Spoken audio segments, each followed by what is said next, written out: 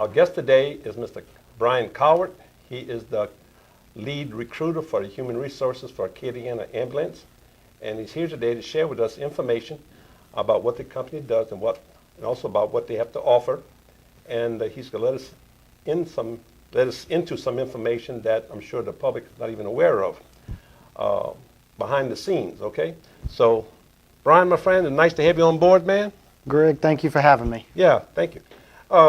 Well, tell me something. I know Acadian Ambulance has been in service since 1970-71 when I got here in Acadiana. So from there, a little brief history maybe with Acadian Ambulance. Well, a lot of people don't know this story. In 1971, the funeral home was actually running the ambulance services. And the funeral home wanted to get out of that particular business and deal with just, handling the funeral side of it. So there was a need for an ambulance service. So 3 original owners, one of them was down on a internship for Westinghouse in Lafayette. He's originally from Pennsylvania. Okay. He joined forces with a local cattle farmer and a hospital administrator, and they pooled their money together and went to Lafayette Board and told them what their plans were and trying to help the community with the need. Right. And that's where Acadian Ambulance started. Yes, I understand that. So it started originally with 2 ambulances and 8 medics. And today we have grown to over 550 ambulances and over 4,000 employees. Okay, that covers the state. That covers Louisiana, Texas, Mississippi, and with our offshore division we do different projects and stuff throughout the United States and some internationally. Right, right. So you guys cover a lot of territory. Yes, sir, we do. When it comes to ambulance service, I know you guys started out with a small amount of employees or owners or whatever, but to become involved with Acadian Ambulance Service as far as an employee, what do you guys have to offer them to come in? I'm hoping that this is for veterans. I'm trying to push the veterans a little bit here. That's right. One thing that, of course, to work on ambulance, you must be certified, have proper credentials to work on there to meet the needs for requirements of the sick and injured. So with being a large company, mainly we're looking for full-time employees and part-time employees. With those things, if it's full-time, there's an opportunity for health benefits, dental, vision, retirement, 401k. Our company is an ESOP company. We're 75% employee-owned. Okay. Us as owners have a vested interest on seeing the company do well and grow. Right. With those, we also have vacation, sick time, there's employee discounts, normal things you'd expect at a larger company, and opportunities for advancement. Whether you want to maybe stay in your particular position or grow into management or different areas of the company. If you're in Louisiana, maybe you want to move to Texas. It's a possibility. You could still stay with the company, keep all of your seniority and all the things you have, just in a different location. So growth, opportunities for advancement, and a stability, and a fun place to work. We always talk about family and how we do things. As we grow, some people are a little concerned that we're outgrowing the family side of things, but we try to keep it, I guess, grounded, so to speak, and let the employees know that we care. We care as a company. We're not worried about just you as an employee, but worried about you as a person, not only at work, but outside of work. Right, and also family involved as well. Yes, sir. Very, very much family involvement. It's something that, one thing with our veterans that a lot of people go on deployments or different things. Right. We have groups and we have certain people that, for that area, that maybe they check in on the veterans' families. Do they need something done at their house? Maybe there's a light bulb or there's a squeaky door that's been bothered. Maybe we can go in and fix those things, help the family of the veterans while they're out serving our country, taking care of us, help them in little small facets just to, thank them and let them know that we care. Yeah. Well, that's something that's very unique because that, at least to my understanding and my involvement with employers, once the employee leaves the company for health reason or whatever, they just kind of forget about them. And knowing that you guys are involved with them, just saying, hey, what's going on, or if I can help you some kind of way, or your family, or whatever. But that's very unique as far as I'm concerned. In today's day and age, any employee that we hire is, it's an investment to us. Of course, we want them to come in and work hard and be a good, representative of our company, but we also care about them, and we want to let them know that we care, because if they're able to go and, things are good at home and they don't have to worry about certain things, they can come in and be a good employee for us and represent us well.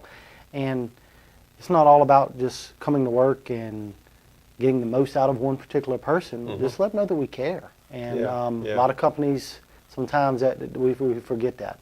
Yeah. Well, I know we're coming up to this ending the first segment, but we'll be back in a couple minutes, okay?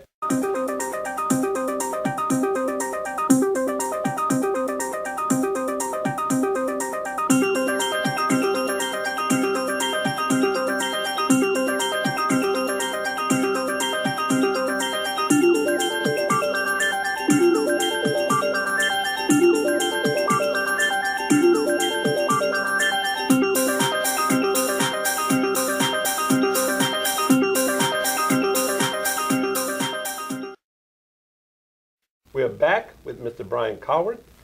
He's the lead recruiter for human resources for Acadian Ambulance, and he's going to continue where he left off. In fact, I think we might start something new. What's this new project, this new topic we're going to talk about? When people think about Acadian Ambulance and what we've done over the years, they always think medical and ambulance, and but what a lot of people don't realize, yes, we started as an ambulance service in 1971, but over the years, we've progressed and fall now under the Acadian name with a couple of other departments that we have. Number one being, of course, we have our ambulance service, but then we have our air division, where we have rotor wing helicopters that will serve in medical capacities to run scene calls or inter-hospital calls. Part of the air division, we have a charter service where we can do medical flights throughout the United States, and we also charter the planes out to offset some of our different costs if people are interested in chartering the planes. Along with needing people to work on ambulance, we have our own academy. It's called the National EMS Academy, where we train EMTs and paramedics to get the training and continued training they need so they're able to work for us on the ambulance. Like on a job training program. Exactly, where we're able to work around their work schedule, and they can still go to school and work for us, and hopefully be able to retain those employees in a long-term manner. Then we also have our security division, where we monitor home alarms, residential fire, vehicle tracking, medical pendants, that most people that maybe their loved ones are concerned with, they wear little medical pendants, press of the button if something was to happen. We have resources that we can go and take care of them, in a quick manner. And we also have our safety management systems. That's our offshore division of our company, where we staff oil platforms in the Gulf of Mexico and different land-based projects. Staff? Yes, with medical personnel. Okay. So what happens is that they're so safety driven in the different Gulf of Mexico or the different projects, but there's going to need some medical person to, just in case something was to happen. If they're 200 miles offshore and there's an injury or someone gets sick, we put medical personnel there just in case something needs. Yeah, I worked offshore for 5 years with Shell Oil. And there was nobody out there to take care of us. We had to go back in either by boat, 2-hour ride, or yes, sir. And or a helicopter. And so that's where the helicopter and the different things, we have on-site personnel to try to help figure out what the problem is and what kind of treatment we need. And with today's technology, computers, video cameras and stuff, we can actually talk with the emergency room doctor. Via computer, very hands-on, so we can get you to treatment quicker and stuff. So yes, we started as an ambulance service, but we've progressed and we've got the other 5 divisions under that. See, I'm not even aware you had that many divisions. Yes, sir. How many you think that the public knows? Nobody. Absolutely. Okay, so this is one reason why we're letting people know who you are. And with all those different divisions, of course, we need qualified personnel to work for those in different capacities, whether it may be a mechanic to work on our trucks, diesel trucks, mechanics to work on our airplanes or our rotor wing helicopters. Of course, everything is technology based now. Information systems, IT personnel, we need those people. Logistics, professional people, accounting, managers. So there's a different number of different things that we need to help grow the company. A lot of people don't realize behind the scenes the kind of personnel that we may need, other than the regular, of course, regular medics we need to staff the ambulances, but behind the scenes people, I like to call it. Yeah. Well, my daughter tried out for you guys. She took the test, and to our amazement, she failed it by 1 point. Oh, poor thing. So, but she's a nurse today, so I mean, maybe it was good that she failed it. Great for her. But, great for her. Well, she may get a job with you. That's right. Never know. But just for the mere sake of saying offshore, yes, sir. When I was there, if we would have had somebody like that on the platform, or say a very near platform, yes, sir. Because what happened to me was I had like a heart attack at 33. Wow. Wow. Okay. And there was nobody around, so I can understand and I can appreciate what Acadian is doing for that as a division for offshore. Yeah, and that division was really a brainchild of one of our employees that had thought about it, and that the need is there. Yes, the people that are out there, they work hard. There's a lot of moving parts and different things that go on, and if someone gets injured, It's going by boat, yeah. going by air, it's not there close around the corner. It could be a 2-3 hour boat ride, could be an hour, helicopter ride just to get to some sort of medical care. So we have all the things we need. We're able to communicate with a medical doctor to handle that particular situation and try to give you the best outcome as possible. All of the different oil companies that we have contracts with, they're safety driven. So yes, a lot of those things are happening, but we want to, do what we can to make sure we're helping out. Yeah, well, I can understand that. I think we're coming close to the second segment. We'll be right back with Brian.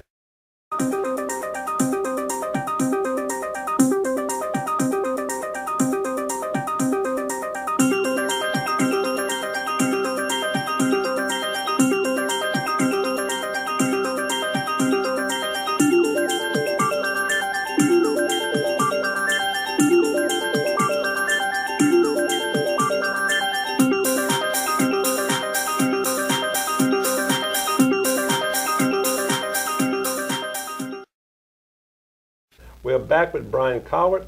He's the lead recruiter for Acadian Ambulance Service, and he's here to continue giving us information. I think right now he's going to tackle the veteran side maybe and see what we can do for veterans. Yes, sir. With us being a large company, right now we have over 4,000 employees, and just looking at some of our different statistics, right now about 10% of our workforce is veterans, whether present or past. So roughly 350 employees.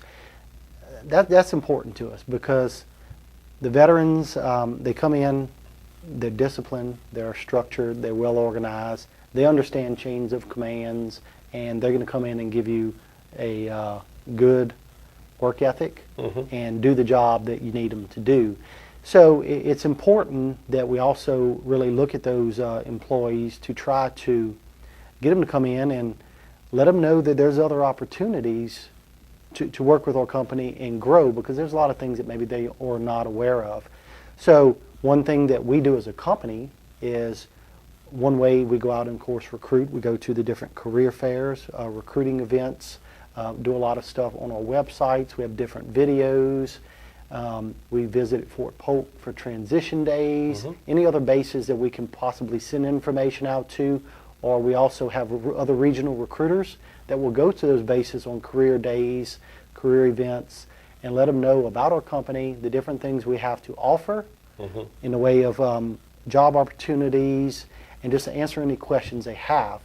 We're also involved with the Army Pays program, where it's similar to the transition. The people that are actively, they can sign up, and while they're in their service, once they get closer to the end, they know that, okay, maybe I can look at a number of these different places with potential work when I get out of my time with the service. So there's a number of different things that we really look at and try to do and make it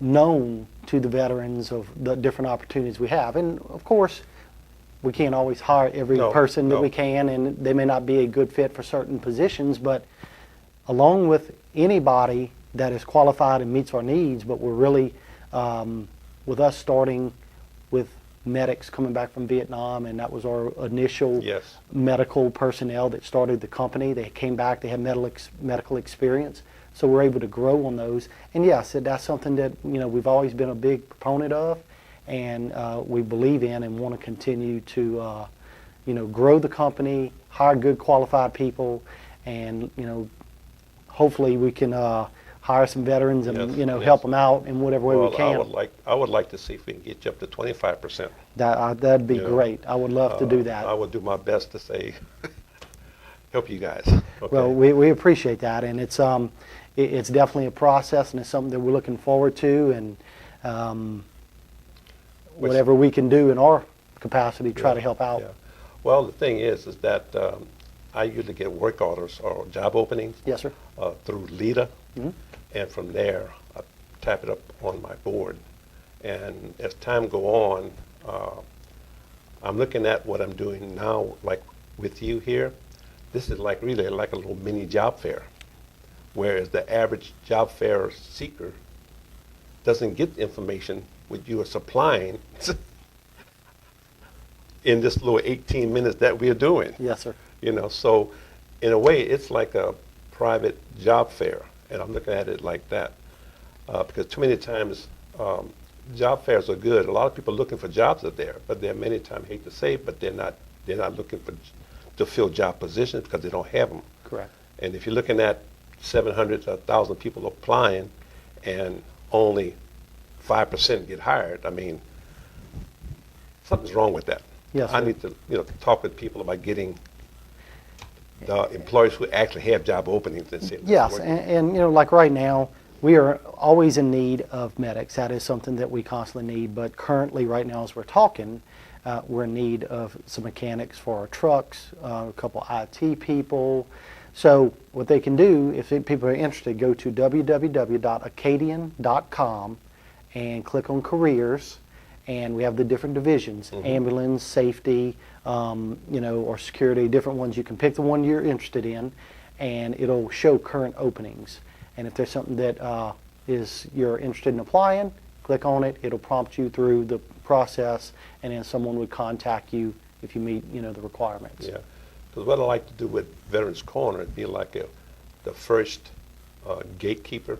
Yes, sir. I would like the veterans to contact me first, and I'll look at their resume and see what they're looking for. I don't want to waste their time, your time.